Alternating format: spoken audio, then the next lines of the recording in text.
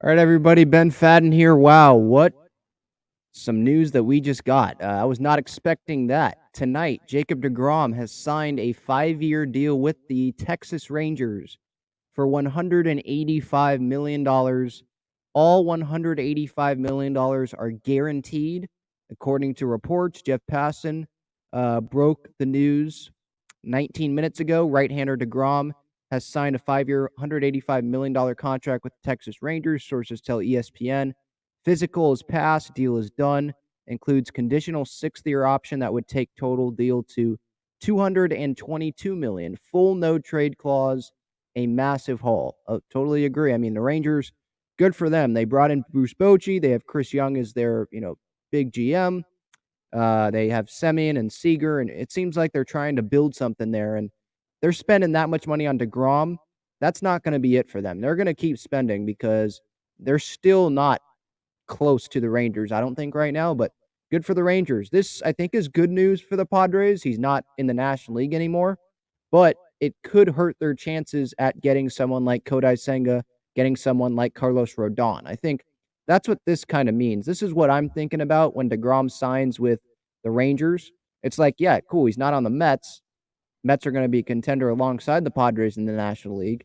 But now they're probably going to pivot to Carlos Rodon, to Kodai Senga. Senga, I believe, has met with the Mets this offseason already.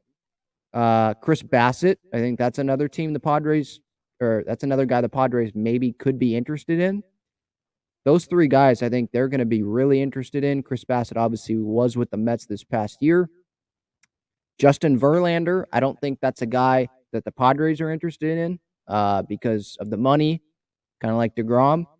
So if the Mets go sign Verlander, okay, I'm fine with that. Like, that doesn't, you're pretty much just substituting a great pitcher for a great pitcher.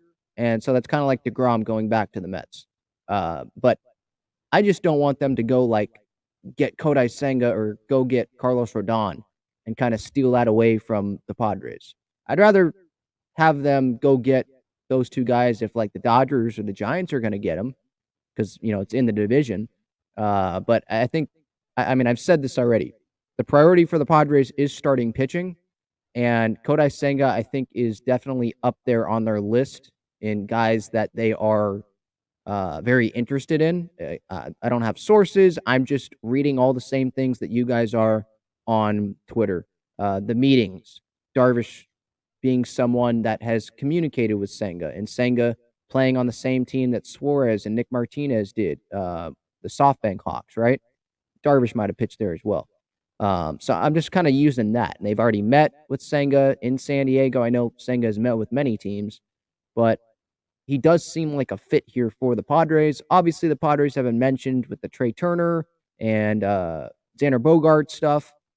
I don't think it's the best choice for the Padres to go spend on those guys when they do have infielders and they do have $500 million that they're probably going to want to give to Juan Soto. It just doesn't seem like it's the best fit.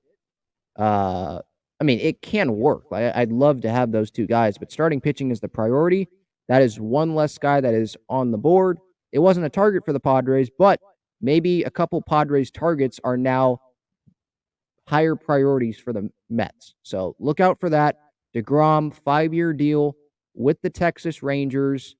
And as Jeff Passan said, what the question is, what's going to happen with the Mets now? Are they going to, up their focus on Rodon, on Senga, on Verlander? I think you're going to see that happen. The winter meetings, they are going to be bonkers. Cannot wait. Keep it here. Thank you so much for tuning in here for this reaction. Ben Fadden signing off. Go Padres.